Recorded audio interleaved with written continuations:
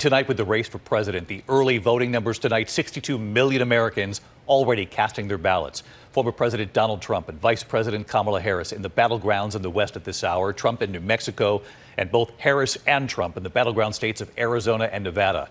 Former President Trump in Albuquerque, New Mexico with a new message for Latino voters late today, and it comes just days after the jokes about Latinos and Puerto Rico at his rally in New York. Trump now reaching out to Latino voters and says he believes he can win in New Mexico. He also talked about bringing down costs and has said that Elon Musk would have a role. Elon Musk now saying Americans should brace for temporary hardship. Tim Walz responding to that tonight. And in Wisconsin last night, Donald Trump saying he will protect women, quote, whether the women like it or not. Tonight, Vice President Harris in Phoenix, and Harris called those words offensive, saying women have their own authority, their own rights to make decisions about their own lives. And in Arizona, where abortion rights are on the ballot, Harris saying women, quote, refuse to accept a future without reproductive freedom. What the early voting shows so far, the gender gap, more women than men voting so far. We have both campaigns covered tonight, beginning with ABC's Mary Bruce on the Harris campaign in Las Vegas. Tonight, in the final days of this race, the road to the White House leading both candidates to the crucial Western battlegrounds. Vice President Kamala Harris rallying supporters in Phoenix. Are we ready to vote? Are we ready to win?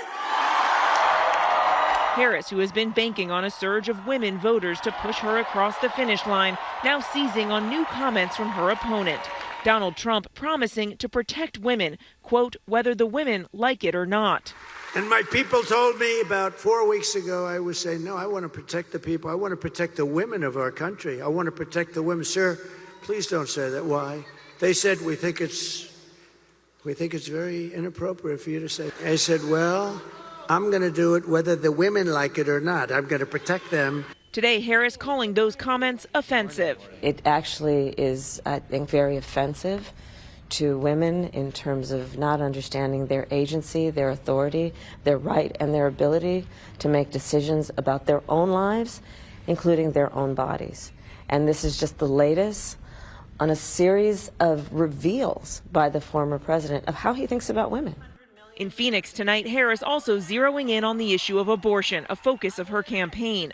Trump has repeatedly boasted of appointing 3 of the Supreme Court justices who overturned Roe v. Wade. Today, I see the promise of America in everyone here, in all of you.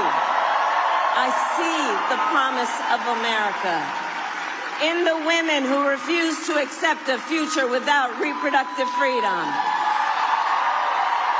and the men who support them.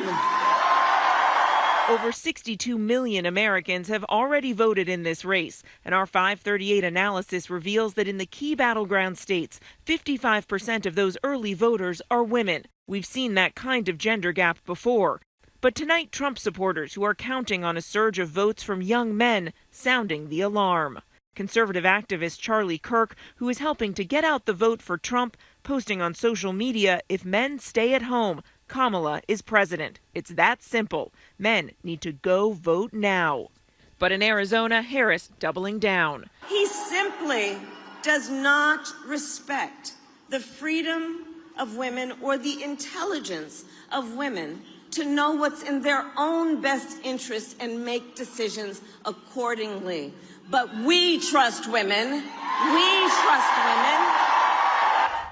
Harris, of course, is also courting male voters, and she's hoping to get a boost from 2 big-name endorsements in the last 24 hours. Arnold Schwarzenegger, the actor who served as the Republican governor of California, saying, quote, I will always be an American before I am a Republican.